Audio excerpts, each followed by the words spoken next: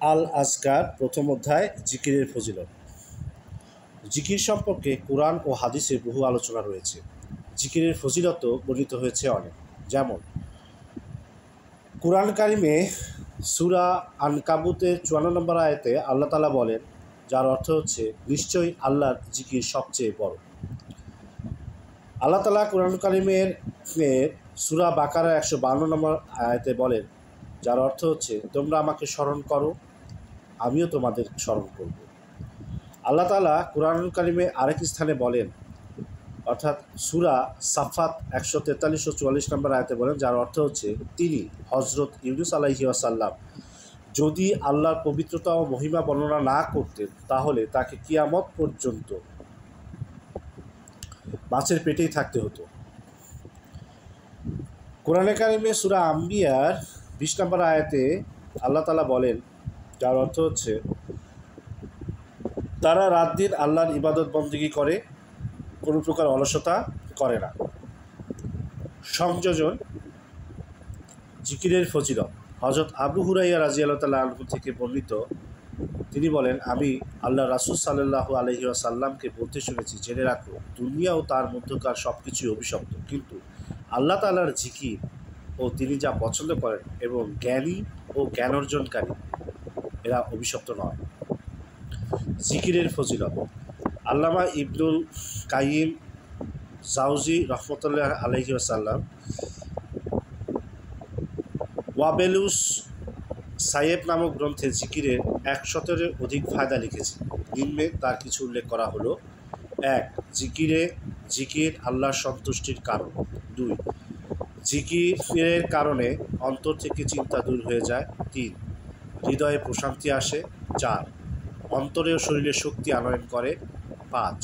হৃদয় ও চেহারা উজ্জ্বল করে। 6. জিকির আকর্ষণ করে। 7. অন্তর প্রশস্ত করে। 8. জিকিরকারীকে দেখলে লোকেরা ভয় করে ও ভালোবাসে। 9. জিকির দ্বারা আল্লাহর মহব্বত পয়দা হয় এবং এই মহব্বতই হচ্ছে ইসলামের রূপ এবং দ্বীনের মারকাজ এবং সৌভাগ্য ও নাজাতের ভিত্তি। যে আল্লাহর প্রেমে আবদ্ধ হতে চায় সে যেন বেশি বেশি জিকির করে। সর্বদা অধ্যয়ন যেমন বিদ্যার সোপান, অনুরূপ সর্বদা বেশি বেশি জিকির করা আল্লাহর মহব্বতের সোপান। 10. জিকিরের উসিলায় মুরাকাবা বা আল্লাহর গভীর ধ্যান অর্জন হয়, যা বান্দাকে ক্রমান্বয়ে ইহসানের মাকামে পৌঁছিয়ে দেয়। এই মাকামে পৌঁছানোর মাকামে মুশাহাদা বা আল্লাহকে দেখার মাকাম অর্জন হয়, আর এ মাকাম হচ্ছে সুফিদের চরম উদ্দেশ্য। 11. জিকির দ্বারা বান্দা আল্লাহর দিকে ধাবিত হয়, পর্যায়ক্রমে একমাত্র আল্লাহরই তার ভরসাস্থল হয়ে যায়। যাবতীয় বিপদ আপদে আল্লাহর দিকেই তার দৃষ্টি নিপাতিত হয়, তখন তার কোনো পেরেশানি থাকে না। 12. জিকির দ্বারা আল্লাহর নৈকট্য লাভ হয়।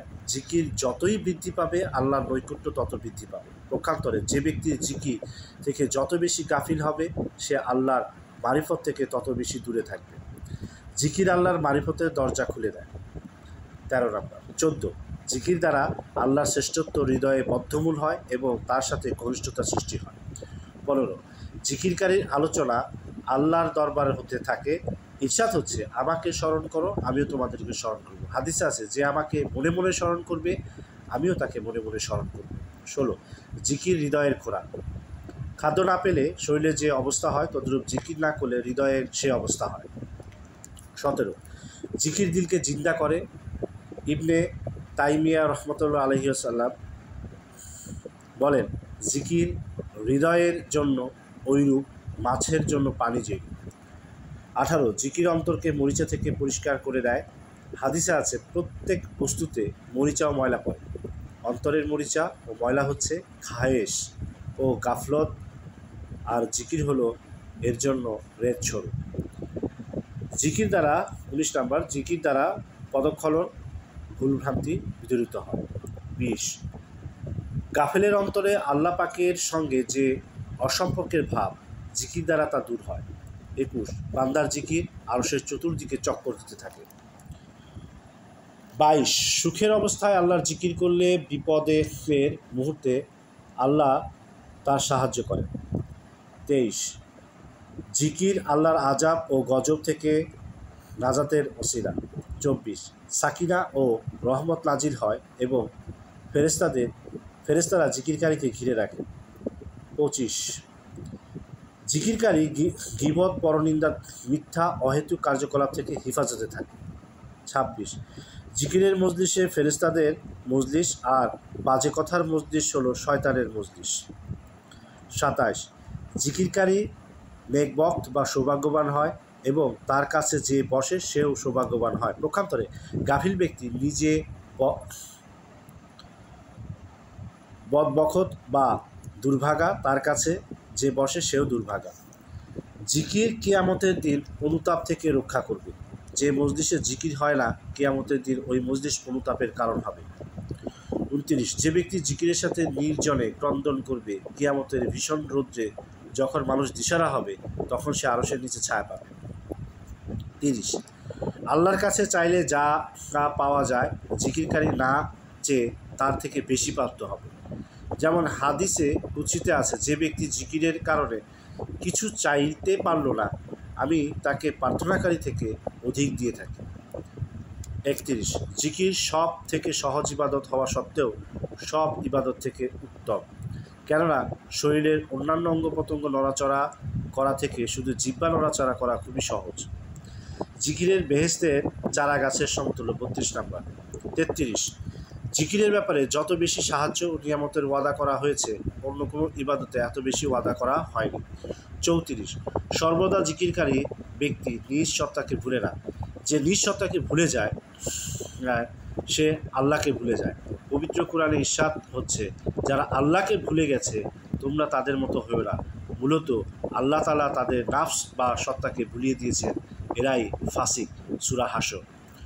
বস্তুত মানুষ নিজের সত্তাকে ভুলে গেলে তা তার ধ্বংসের কারণ হয়ে দাঁড়ায়। যেমন কোনো ব্যক্তি বাগান বা ক্ষেত খামার করে একে ভুলে যায়, অর্থাৎ এর রক্ষণাবেক্ষণ করে না, তাহলে নিশ্চয়ই তা বিনাশ হবে। যে ব্যক্তি আল্লাহর জিকির দ্বারা স্বীয় জিহ্বাকে সিক্ত রাখবে, সে আত্মবিনাশ থেকে রক্ষা পাবে। ভীষণ পিপাসার সময় ঠান্ডা পানি যেমন প্রিয়, ক্ষুধার্ত মানুষের জন্য খাদ্য যেমন প্রিয়, তীব্র গরম ও শীতের সময় ঘরবাড়ি এবং পোশাক পরিচ্ছদ যেমন প্রিয়, আল্লাহর জিকির তদ্রূপ, বরং তার চেয়ে অধিক প্রিয় হবে না, অধিক প্রিয় হতে হবে। কেননা ওইসব বস্তু না হলে শুধু নশ্বর শরীর ধ্বংস হওয়ার আশঙ্কা, অথচ রূহ বা আত্মা ধ্বংস হওয়ার তুলনায় তা অতি তুচ্ছ। 35 মানুষ যে অবস্থায় থাকুক না কেন, ঘরে বাহিরে, সুস্থতায় অসুস্থতায়, সুখে দুঃখে, সর্বাবস্থায় জিকির মানুষের কল্যাণ সাধন করে। অন্য কোনো আমল সর্বাবস্থায় কল্যাণ সাধন করতে পারে না। এমনকি যার হৃদয় জিকিরের নূরে আলোকিত, ঘুমন্ত অবস্থায় সে গাফিল রাত্রি জাগরণকারী থেকে উত্তম। 36 জিকিরের নূর দুনিয়াতেও সঙ্গে থাকে, কবরেও সঙ্গে থাকে, সিরাত পার হবার সময়ও আগে আগে থাকবে। জিকির মারিফতের মূলনীতি। 37 সকল সিলসিলার সুফিয়ায়ে কেরামের তরিকায় প্রচলিত। যার জন্য জিকিরের দরজা খোলা হয়েছে, সে যা চায় পেয়ে যায়, যেহেতু আল্লাহর দরবারে কোনো জিনিসেরই অভাব নেই। 38 মানুষের হৃদয়ের মণিকোঠায় এমন একটি বিশেষ স্থান আছে, যা জিকির ব্যতীত অন্য কোনো জিনিস দ্বারা পূর্ণ হয় না। আর জিকির যখন হৃদয়ে বদ্ধমূল হয়ে যায়, তখন জিকিরকারী ব্যক্তি ধন সম্পদ ছাড়াই ধনী হয়ে যায়। জিকিরের কারণে সে স্বগোত্রীয় লোকজন ছাড়া অন্য লোকদের কাছেও সম্মানিত হয়। রাজত্ব ব্যতীত তাকে বাদশা বানিয়ে দেওয়া হয়। পক্ষান্তরে যে জিকির থেকে গাফেল থাকে, সে উচ্চ বংশ, ধন সম্পদ এবং রাষ্ট্রীয় ক্ষমতার মালিক হওয়া সত্ত্বেও লাঞ্ছিত ও অপমানিত হয়। 39 জিকির বিক্ষিপ্ত বস্তুসমূহের একত্রিত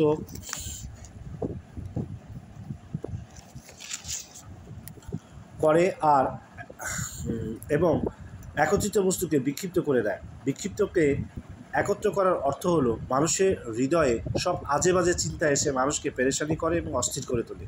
জিকির সেগুলো দূর করে একাগ্রতা আনয়ন করে এবং প্রশান্তি সৃষ্টি করে। আর একত্রিত বস্তুকে বিক্ষিপ্ত করার অর্থ হলো মানুষের অন্তরে যেসব পাপরাশি পুঞ্জীবিত হয়ে থাকে, জিকির সেগুলোকে দূর করে দেয়। তদ্রূপ জিকির শয়তানের বাহিনীকে অন্তর থেকে তাড়িয়ে দেয়। জিকির নিকটবর্তী অর্থাৎ দুনিয়াকে দূরবর্তী করে দেয় এবং দূরবর্তী এবং আখিরাতকে নিকটবর্তী করে দেয়। 40 জিকির মানুষের অন্তরকে নিদ্রা থেকে জাগ্রত এবং গাফলত থেকে সতর্ক করে। মানুষ যতক্ষণ পর্যন্ত অসতর্ক থাকে আপন কল্যাণ থেকে বঞ্চিত হতে থাকে। 31, জিকির একটি বৃক্ষ যেখানে মারিফতের ফল ফলে থাকে। সুফিবাদের পরিভাষায় তাকে মাকাম বা হাল বলে। জিকির যত বেশি হবে এই বৃক্ষের শিকড়ও তত বেশি মজবুত হবে, আর শিকড় যত মজবুত হবে বৃক্ষে তত বেশি ফল হবে। 42, জিকির দ্বারা আল্লাহর নৈকট্য সঙ্গ লাভ হয়। ইরশাদ হচ্ছে আল্লাহ তাআলা মুত্তাকিদের সাথে আছে। হাদিস শরীফে আছে, বান্দা যতক্ষণ আমার জিকির করতে থাকে ততক্ষণ আমি বান্দার সাথে থাকি, অর্থাৎ আল্লাহর রহমত থাকবে। এক রাওয়ায়াতে আছে, যে জিকির করে সে আমারই লোক, তাকে আমি স্বীয় রহমত থেকে দূরে রাখি না। সে যদি গুনাহ করে থাকে তাহলে আমি তার বন্ধু, আর যদি তওবা না করে তাহলে আমি তার চিকিৎসক, অর্থাৎ তাকে দুনিয়ার বিভিন্ন প্রকারের মুসিবতে লিপ্ত করিয়ে পাপ থেকে পবিত্র করে নেই। জিকিরের দ্বারা আল্লাহর সান্নিধ্য লাভের যে স্বাদ বা আনন্দ অর্জন হয় তা কেবল শালিক বা আল্লাহর ধ্যানমগ্ন সাধকরাই বুঝতে পারেন। হে আল্লাহ, তুমি অধমকে এই দৌলত দ্বারা পূর্ণ হওয়ার তৌফিক দান করো। 43, জিকির গোলাম আজাদ করা, অগণিত মাল খরচ করা এবং আল্লাহর রাস্তায় জিহাদ করার সমতুল্য। 44, জিকির কৃতজ্ঞতার মূল, অতএব যে ব্যক্তি জিকির করল না সে আল্লাহর কৃতজ্ঞতা আদায় করল না। হাদিসে আছে যে হজরত মুসা আলাইহিস সালাম আরজ করলেন, হে আল্লাহ, আমার উপর তোমার অপরন্ত দয়া, সুতরাং তুমি আমাকে বিশেষ একটি জিনিস দান করো যা দ্বারা আমি তোমার বেশি বেশি কৃতজ্ঞতা প্রকাশ করতে পারি। ইরশাদ হলো, হে মুসা, তুমি আমার যত বেশি বেশি জিকির করবে তত বেশি আমার কৃতজ্ঞতা আদায় করবে। অন্য এক হাদিসে বলা হয়েছে, হজরত মুসা আলাইহিস সালাম বলেন, হে আল্লাহ, তোমার যথাযথ কৃতজ্ঞতা কীভাবে আদায় হতে পারে? জবাব আসলো, তোমার জবানকে সর্বদা জিকির দ্বারা তরতাজা রাখো। 44, পরহেজগার ব্যক্তিদের মধ্যে যে ব্যক্তি থেকে ওই ব্যক্তি আল্লাহর কাছে বেশি প্রিয় যে সর্বদা আল্লাহর জিকিরে মগ্ন থাকে, কেননা পরহেজগারির পরিণাম হচ্ছে বেহেশত, আর জিকিরের পরিণাম হচ্ছে আল্লাহর নৈকট্য লাভ। 46, অন্তরের মধ্যে বিশেষ একটি কঠোরতা থাকে যা জিকির ব্যতীত অন্য কোনো জিনিস দ্বারা নরম হয় না। জিকির হলো দিলের যাবতীয় রোগের চিকিৎসা। 47 নম্বর। 48, জিকির হলো আল্লাহর সাথে বন্ধুত্বের শিকড়, আর জিকির থেকে বিমুখ থাকা হলো তার সাথে শত্রুতার শিকড়। 49, জিকির নিয়ামত সমূহের আকর্ষণকারী, আল্লাহর আযাব থেকে হেফাজতকারী। আল্লাহর জিকিরের সমতুল্য আর কোনো বস্তু নেই। 50, জিকিরকারীদের উপর আল্লাহর রহমত এবং ফেরেশতাদের দুয়া আসতে থাকে। 51, যে ব্যক্তি চায় যে দুনিয়াতে অবস্থান করে বেহেশতের বাগান বিচরণ করবে সে যেন জিকিরের মজলিসে বসে, কেননা তা হচ্ছে বেহেশতের বাগান।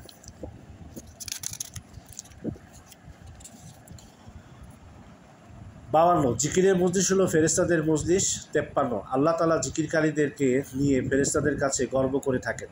54, যারা সর্বদা জিকিরে মগ্ন থাকবেন তারা হাসতে হাসতে বেহেশতে যাবেন। 55, সকল আমল আল্লাহর জিকির অর্থাৎ স্মরণের জন্য নির্দিষ্ট করা হয়েছে। 56, সমস্ত আমলের মধ্যে ওই আমল শ্রেষ্ঠ যার মধ্যে বেশি বেশি জিকির করা হয়। রোজার মধ্যে যে ওই রোজাই উত্তম যাতে বেশি পরিমাণ জিকির হয়, তদ্রূপ হজের মধ্যে ওই হজই উত্তম যার মধ্যে বেশি পরিমাণে জিকির হয়। জিহাদ ও অন্যান্য ইবাদতের ক্ষেত্রেও অনুরূপ হুকুম। 57, জিকির নফল ইবাদতের সমকক্ষ। হাদিস শরীফে আছে, গরিব সাহাবীদের একটি দল আল্লাহ রাসূল সাল্লাল্লাহু আলাইহি ওয়াসাল্লামের কাছে অভিযোগ করল যে ধনী লোকেরা উচ্চ মর্যাদা লাভ করে যাচ্ছে, কেননা তারা নামাজ রোজায় আমাদের শরীক, কিন্তু হজ ওমরা ও জিহাদে তারা মাল খরচ করে আমাদের থেকে উচ্চ মর্যাদা লাভ করে যাচ্ছে। আল্লাহ রাসূল সাল্লাল্লাহু আলাইহি ওয়াসাল্লাম বললেন, আমি কি তোমাদেরকে এমন একটি আমল বলে দিব কি যার দ্বারা তোমাদের সমকক্ষ হতে পারবে? শুধু তারাই যারা তোমাদের মতো আমল করবে।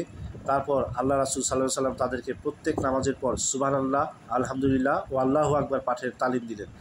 আল্লাহ রাসূল সাল্লাল্লাহু আলাইহি ওয়াসাল্লাম এই হাদিসে জিকিরকে হজ, ওমরা ও জিহাদের সমতুল্য সাব্যস্ত করেছেন।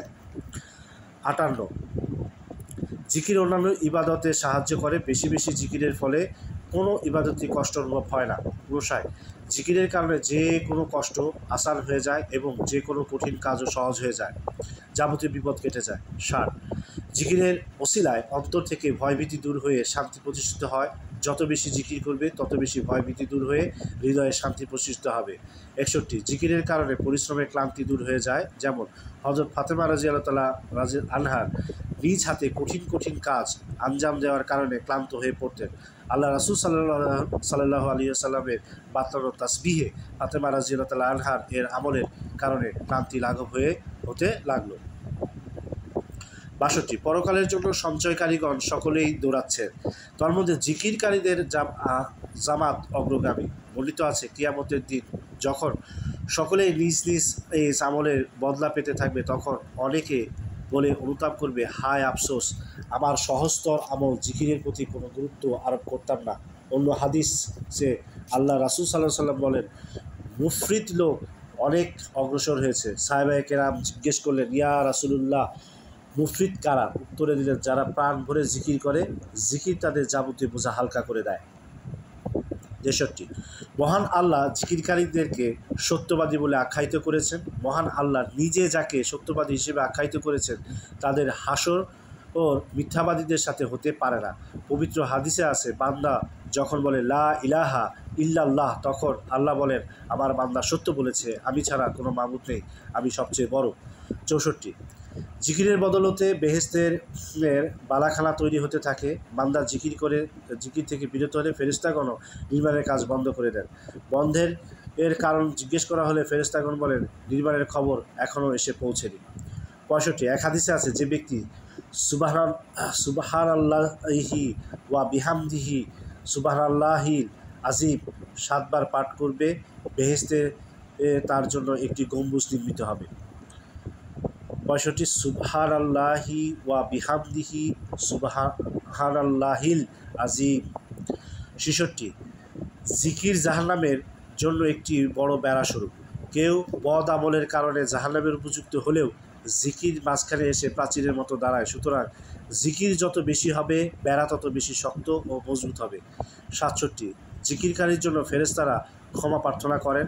হযরত আমর ইবনে আস রাদিয়াল্লাহু আনহু বলেন, বান্দা যখন সুবহানাল্লাহি ওয়া বিহামদিহি অথবা আলহামদুলিল্লাহি রাব্বিল আলামিন বলে, তখন ফেরেশতাগণ দোয়া করেন, হে আল্লাহ, তাকে ক্ষমা করে দাও। 68 যে পাহাড় অথবা ময়দানে আল্লাহর জিকির করা হয়, সে অন্যের উপর গর্ব করে থাকে। হাদিসে বর্ণিত রয়েছে, এক পাহাড় অন্য পাহাড়কে ডেকে বলে, আজ আমার উপর দিয়ে কোনো জিকিরকারী অতিক্রম করেছে কি? হ্যাঁ সূচক উত্তর শুনলে খুব খুশি হয়। 59 বেশি করে জিকির করা মুনাফিকি হতে মুক্ত থাকার মদতস্বরূপ। কারণ আল্লাহ তাআলা মুনাফিকদের পরিচয় এতে এভাবে দিয়েছেন, তারা আল্লাহর জিকির খুবই কমই করে থাকেন। হযরত কাব ইবনে আহাব রাদিয়াল্লাহু আনহু বলেন, যে ব্যক্তি অধিক পরিমাণে জিকির করে সে নিফাক হতে মুক্ত। 70 সকল নেক আমলের তুলনায় জিকিরের মধ্যে বিশেষ ধরনের একটি স্বাদ রয়েছে। হযরত মালিক ইবনে দিনার রাহমাতুল্লাহ আলাইহি বলেন, স্বাদ হাসিলকারীদের জন্য জিকিরের চেয়ে স্বাদের আর কোনো জিনিস নেই। 71 যে ব্যক্তি পথে ঘাটে ঘরে বাহিরে দেশে বিদেশে বেশি বেশি করে জিকির করতে থাকবে, কিয়ামতের দিন তার জন্য তত বেশি সাক্ষ্যদাতা হবে। 72 জিহ্বা যতক্ষণ আল্লাহর জিকিরে থাকবে, ততক্ষণ গীবত, শোকায়েত, পরনিন্দা, অহেতুক কাজকর্ম থেকে বিরত থাকবে। কেননা জিহ্বা কখনো চুপ থাকে না। জিকিরে রত না থাকলে বাজে কথায় রত থাকবে। অন্তরের অবস্থায় তদ্রূপ। যদি আল্লাহর প্রেমে লিপ্ত থাকে, তাহলে কোনো মাকলুকের প্রেমে লিপ্ত হইবে না। 73 শয়তান মানুষের প্রকাশ্য শত্রু, চতুর্দিক থেকে তাকে চক্রান্তের বেড়াজালে ঘিরে রাখে। শয়তানের এসব কুচক্রী বাহিনীকে হটাবার জন্য জিকিরের মতো হাতিয়ার আর কিছুই নেই। এর জন্য শয়তানের চক্রান্ত থেকে বাঁচার জন্য বিভিন্ন হাদিসে বিভিন্ন দোয়া শিক্ষা দেওয়া হয়েছে, যা পাঠ করলে শয়তানের কাছে আসতে পারে না, এবং শয়নকালে পাঠ করলে সারা রাত্র নিরাপদে